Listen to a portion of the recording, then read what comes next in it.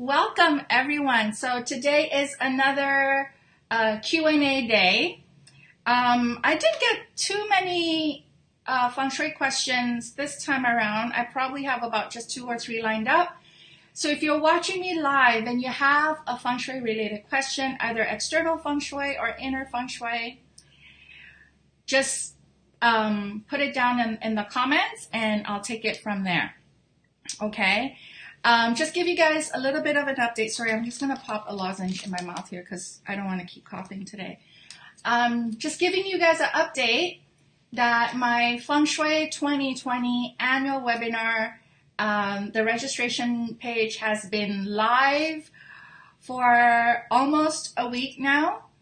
I do have 300 early bird pricing spots, you guys. 300 early bird price, and at last count, I think we have about 80 early bird pricing left. So early bird gives you, means that you can register at $68. After the first 300 spots are taken, it goes up to $88. Okay, so if you guys have already registered, let me know who's already registered. Put it down in the comments. If you haven't registered, then head over to Feng Shui 2020. Let me pop that up here. Feng Shui 2020. Grab your early bird pricing. If you're watching the replay and you go on the website and you're seeing 88, that means you no longer have the early bird pricing, but register anyway because we have really amazing stuff lined up, right? More than just getting you guys Feng Shui ready for the year of the rat, the year 2020, but we're also going to go through basic date selections because you get my Feng Shui and astrology calendar with that. You get to do your Feng Shui specifically on your home's period and facing. And I can tell you, as far as I know, no one else has gone to the in-depth information that I provide in my annual training. And stay tuned. I have a bonus surprise announcement at the end of this live stream in terms of an additional brand new training that I'm planning for Feng Shui 2020 registrants. So make sure you stay on for that. Now, let's go into some questions. Again, I only have 2 or 3 prepared for today, but if you guys have questions, feel free to shoot it to me. Very first one is from Raquel. So Raquel was a little bit longer, but I shortened it up. Okay, Raquel girl? Okay, her question basically is, when is a good moment to renovate my basement? Now, the thing is, if you're renovating basement, if you're replacing your roof, or if you're doing work throughout the house, construction work, okay, then you're hitting all the directions. So there really isn't one month where none of the directions are afflicted.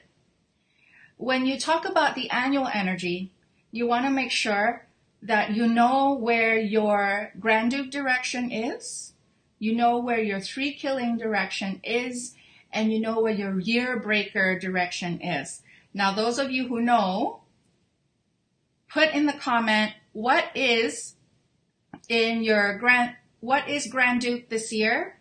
What direction is 3 killing this year, and what direction is year breaker this year? I can tell you guys, but I don't want to spoon feed right now. So give me the answers and let me see who knows that.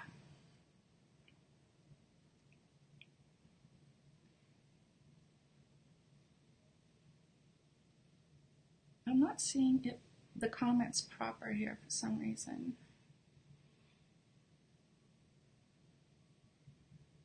Okay. So in 2019, right, Grand Duke is in Northwest 3.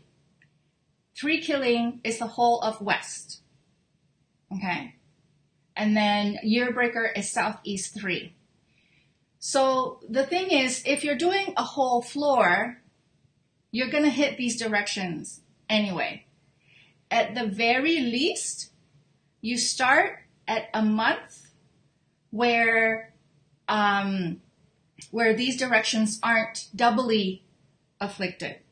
So you either look at the flying star. You don't want these three directions to additionally have a number 5 or a number 7, even the number 2, if you want to add that in terms of flying star. But specifically number 5 and number 7, you don't want it to be visiting those 3 specific directions for the month. Okay, because those are double whammies. You can start with the other directions for now, and then when the month passes, then you can work on those 3 afflicted directions. However, keep in mind, before you start the renovation, you put for my clients, I usually like to have them put either more metal or put salt cures, permanent salt cures, so that whatever negative energy that gets activated during the renovation, then at least you have the permanent salt cures there to absorb the negative energy. Okay? If you're doing whole floors, you're gonna activate negativity. You can't run away from that. But after the fact, after the renovation, then there are Feng Shui remedies that you can use to fix your renovation negative activation. Okay? Some schools call it the Great Sun formula. So it basically means, I'm not going to go through the calculation here because it's pretty, it's not brain surgery, but it's a little complicated. Okay? The Great Sun formula, basically, we take a look at the sitting of your home, not the facing. We take a look at the sitting of your home, and then we basically review the calendar. There's a set of calculations for that. And then if for every month there are specific home sittings that can do the Great Sun remedy. You guys can Google this, although I don't think it's an information that's readily available. Those of you guys who are in Manifesting Code, my monthly membership program, I actually do the calculation every month for them. So if they have done renovation, or even without renovation, it doesn't hurt to do the Great Sun formula, in my opinion. So every month I will tell my Manifesting Code guys, okay, so these are the sitting for this month that can do the Great Sun formula. These are the directions where you put the remedy for 1 or 2 weeks. I would say about 2 weeks to put the remedy, and then you're good. So yes, start the renovation project with a date selection. And if you do the annual training, we do have like basic information on at least calling out the bad months to start your renos. Okay. And then after the fact, you do the Great Sun formula to remedy whatever negativity would have gotten, awoken because of the renovation. Okay. And then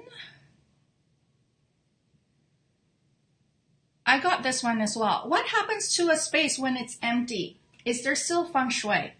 So that's the thing.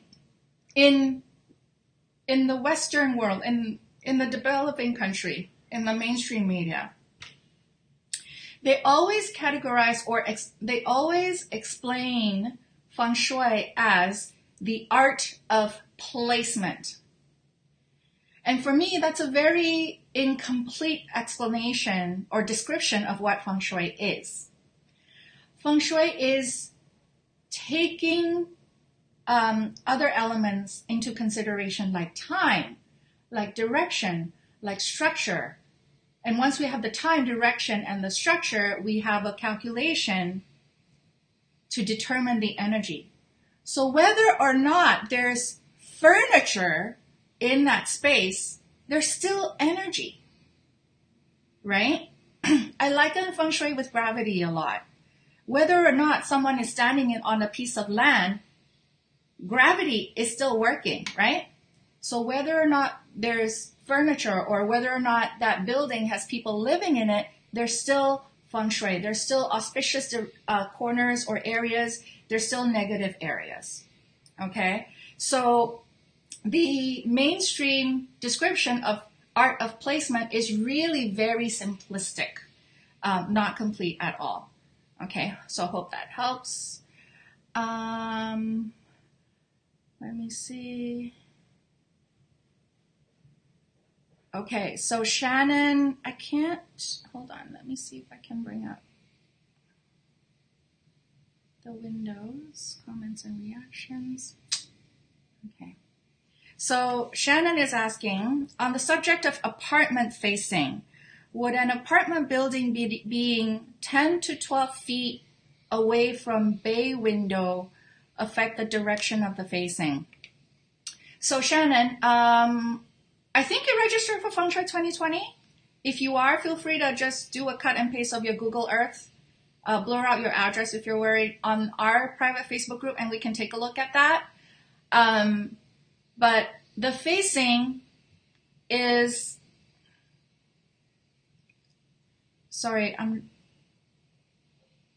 the apartment building is 10 to 12 feet away from your bay window.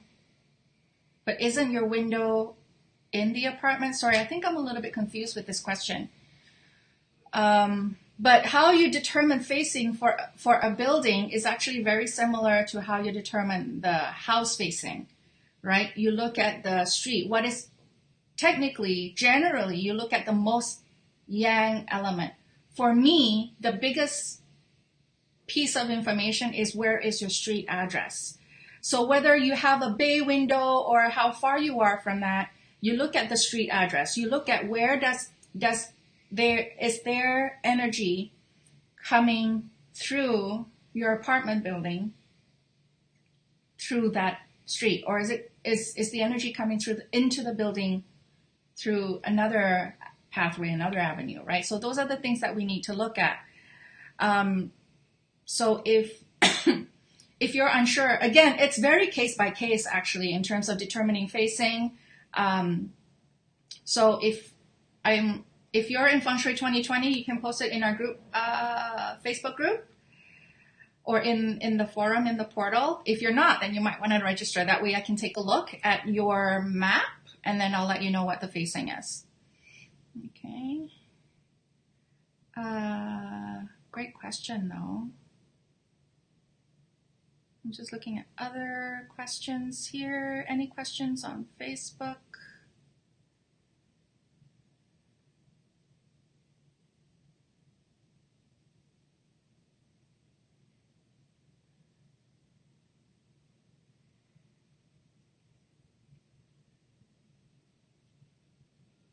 Okay, awesome. Okay, I'm finally seeing the Facebook comments. Sorry for you. Okay, so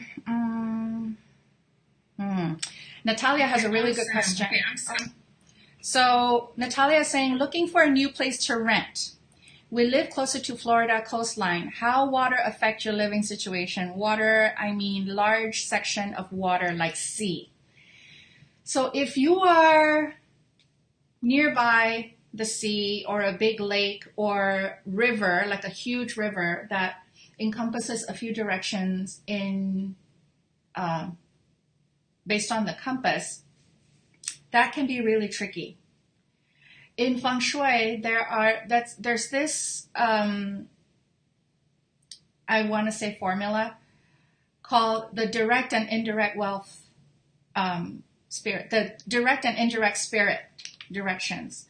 I'm not going to go into the details on that, but suffice it to say, in period 8 and period 9, you're not supposed to see water, so that includes the sea or the river or the lake. You're not supposed to see, or the pool actually, it could be the pool, could be fountain as well, any body of water. You're not supposed to have water in the northeast, northwest, the west, and the south. Okay.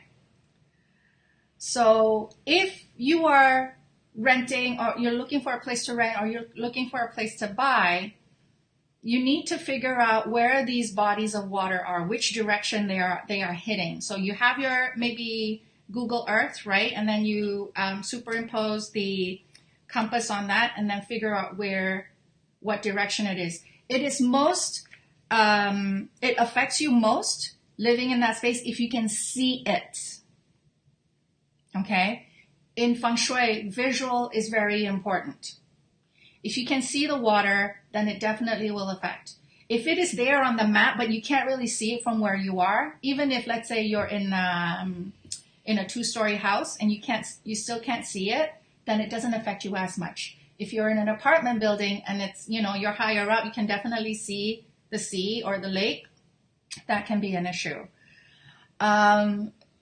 You can, for the directions that have water, that are not supposed to have water, again, remember, northeast, northwest, west, and south. If you see water in those directions, then you can cover it up with plants, right? It's not a great remedy, but at least it's something. Okay, water placements in Feng Shui actually is really, really tricky, very tricky. Okay.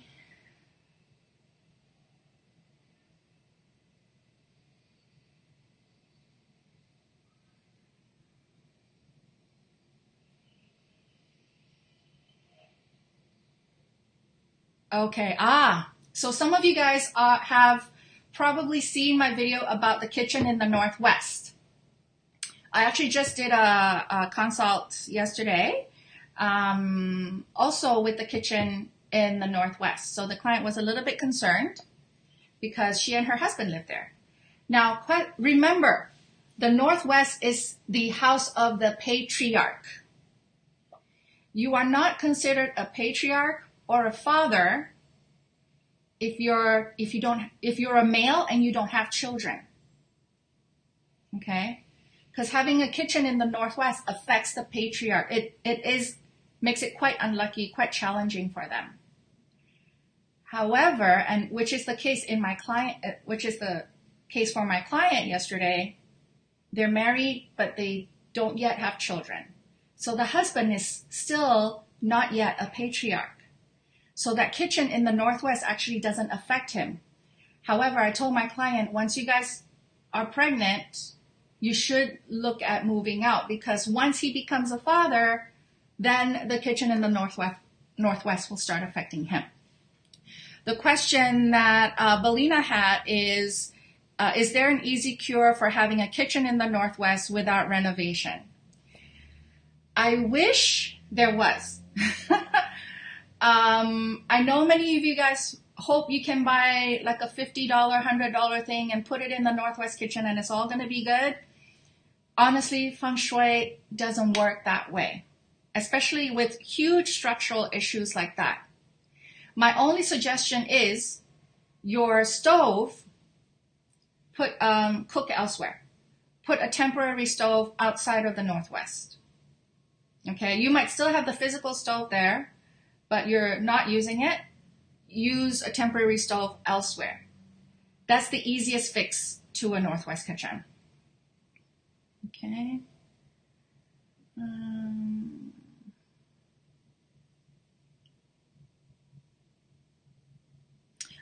Yuli's got a good question with regards to that patriarch thing. Are they a patriarch if they have miscarried children? Actually, they are. Especially because once there was already life, right?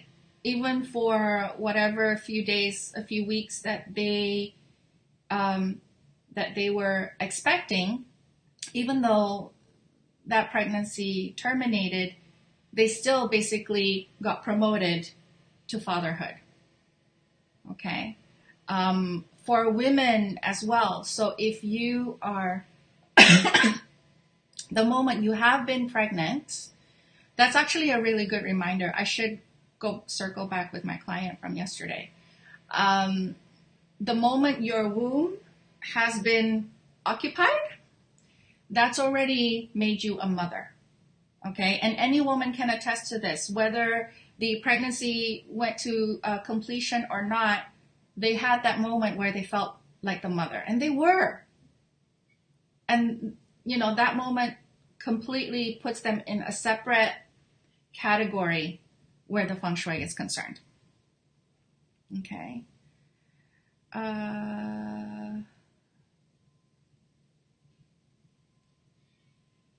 Great questions, you guys. Okay.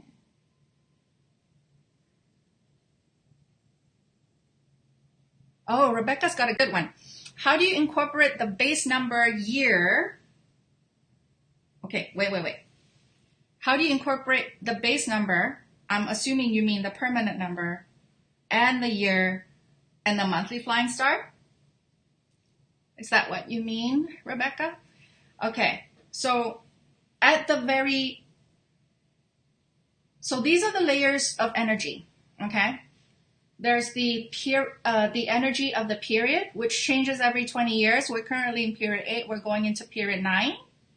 There's the energy of the year, the energy of the month, the energy of the day.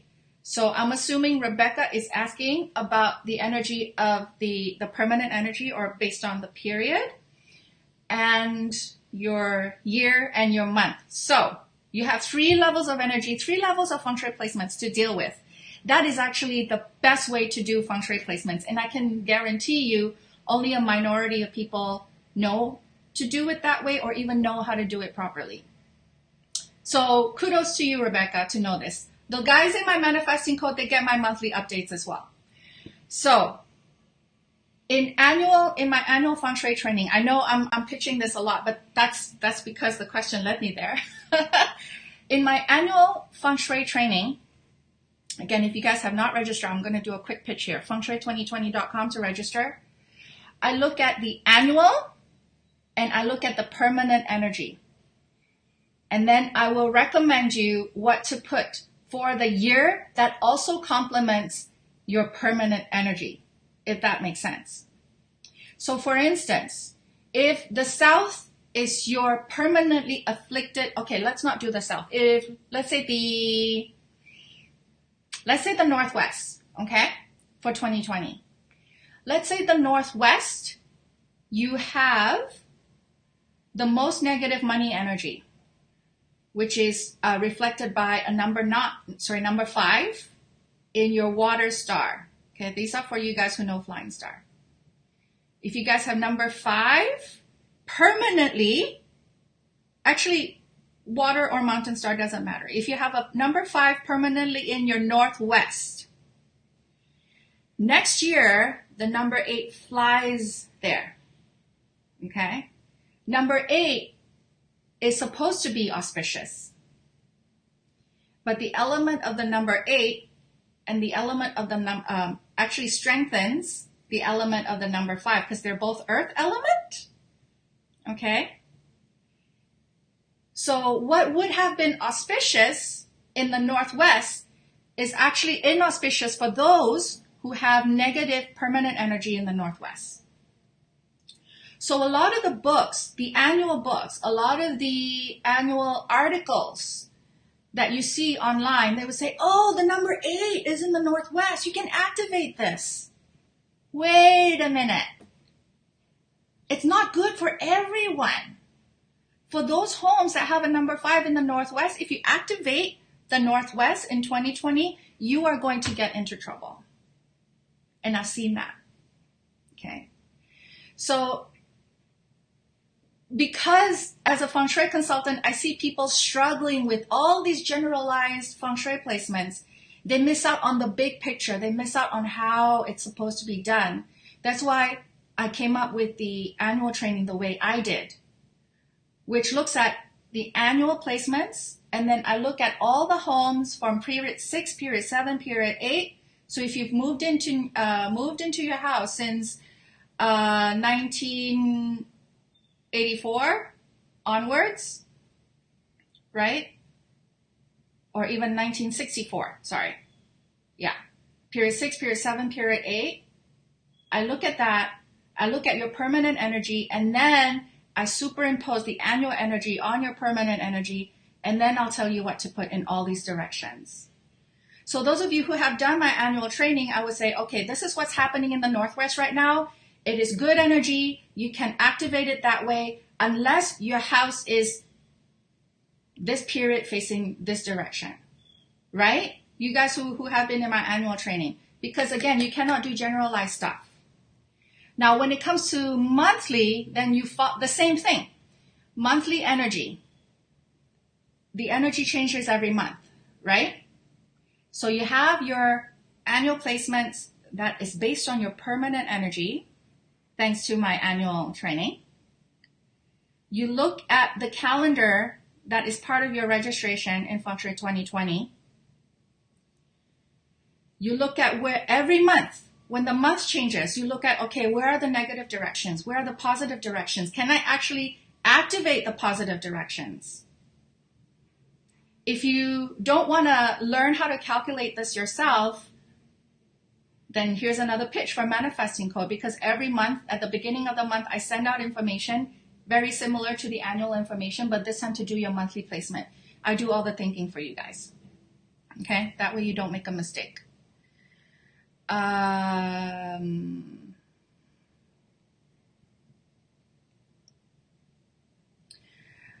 Okay, so the question is, you moved into the home in 2018, but it was built in 1988. We determine the period by the year you move in. So Rebecca, it sounds like you haven't registered to Feng Shui 2020. I would love to see you in there, because we actually go through that.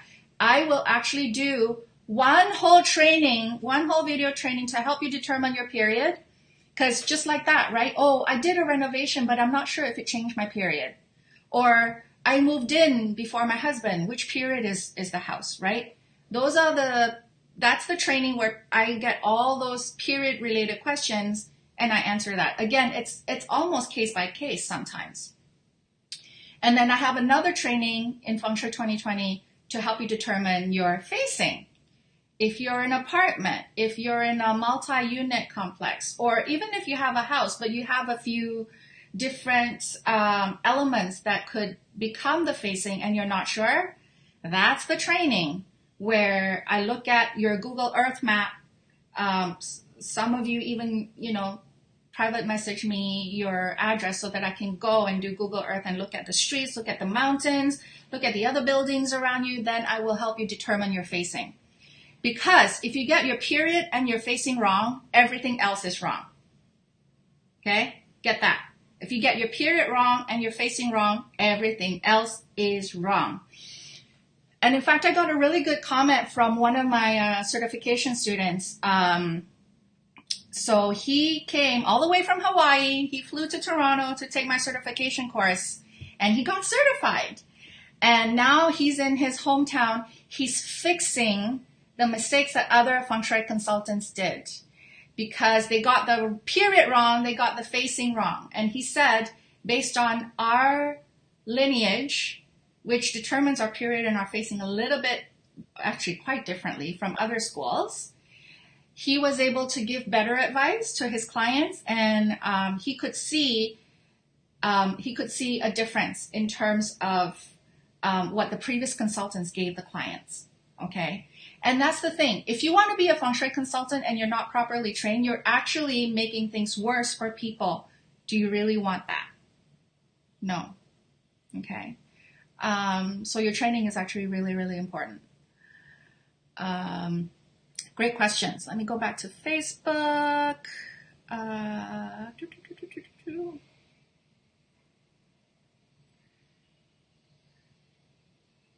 For those of you who are already in Feng Shui 2020, you can already start posting in the Facebook group, but I'm going to be officially in the Facebook group more next month. Okay, but you guys can start posting in the private Facebook group for Feng Shui 2020, and then I'll try to answer as quickly as I can. Okay. Those of you guys who are not in Feng Shui 2020, if you want me to look at your layout, or if you want me to look at your help you determine your period on your facing, best way for you to do that, if you don't want to pay for a private consultation, is fengshui2020.com. Okay. Questions.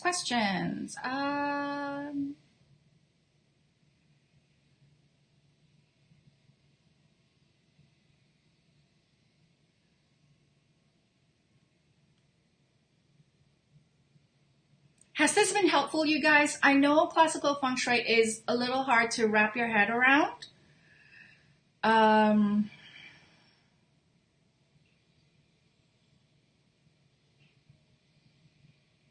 Oh, Lissy's got a good question. What are the best room for flying stars 2, 3, 5, and 7? Okay. For period 8, the stars 2, 3, 5, and 7 are considered negative, right? What do you put there?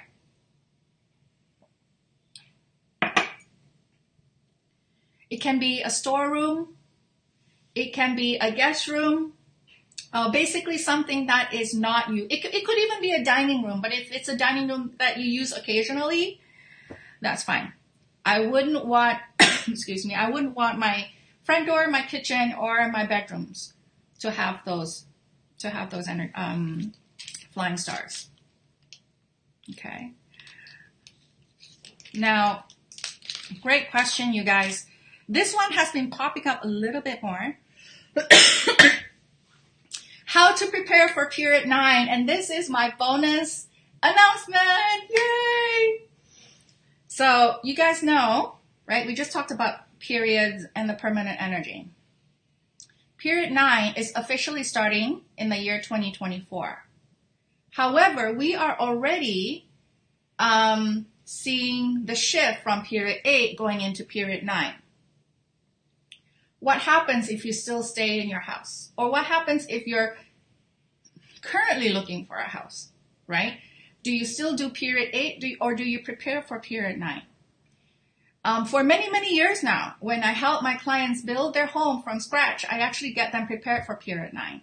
That way, if you have a home that is built around period 9, then it will be auspicious, okay, for the next 20 years.